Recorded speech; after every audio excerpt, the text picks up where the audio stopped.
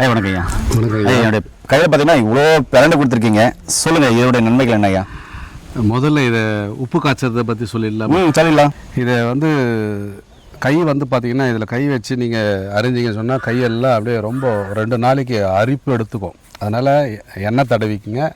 முடிஞ்சால் க்ளவுஸ் கூட போட்டுக்கிடலாம், ஒன்றும் தவறு இல்லை. போட்டுட்டு இதை நல்லா இடித்து சாறு எடுக்கணும்.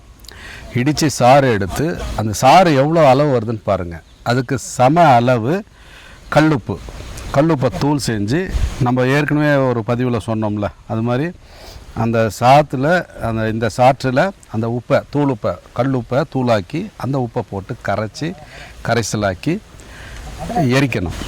அடுப்பில் வச்சு எரித்து நல்லா சுண்டாக வச்சு குழம்பு பதம் வரும்போது எடுத்து சூரிய ஒளியில் வச்சு உப்பாக்கி எடுத்து வச்சுக்கிடணும்.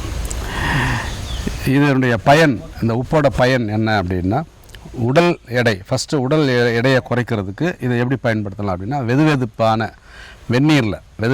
வெந்நீர் எடுத்துக்கிட்டுங்க. ஒரு டம்ளர் தண்ணிக்கு குறைஞ்சது 1/4 ஸ்பூன், அதிகபட்சம் 1/2 ஸ்பூன் அந்த உப்பை போட்டு நல்லா கலக்கிட்டு ஒரு 5 நிமிஷம் ஊற வச்சுடுங்க. அதுக்கப்புறம் வடிகட்டிட்டு உள்ளுக்கு எடுத்துக்கிட்டு வாங்க. ஒரு 2 மாதம், அதிகபட்சம் 2 மாதம் உடல் எடை நல்லா குறைய ஆரம்பிச்சிடும். போன் ஸ்ட்ரென்த்தும் நல்லா அதிகமாகும்.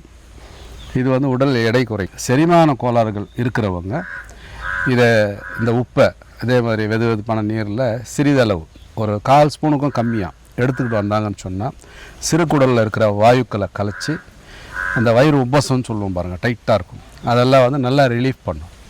செரிமான கோளாறுகளுக்கு இது நல்லா உதவும். ஆண்களுக்கு ஆண்மை குறைபாடு, விந்து அணுக்கள் குறைபாடு அந்த மாதிரி இருக்கிறவங்க, ஆண் மலட்டுத்தன்மை இருக்கிறவங்க இதை ஜாதிக்காய் தூள் ஒரு 1/2 ஸ்பூனோ 1 ஸ்பூனோ பாலில் போட்டு இதையும் ஒரு 1/4 ஸ்பூன் அளவு அல்லது அதில் பாதி அளவு போடலாம்.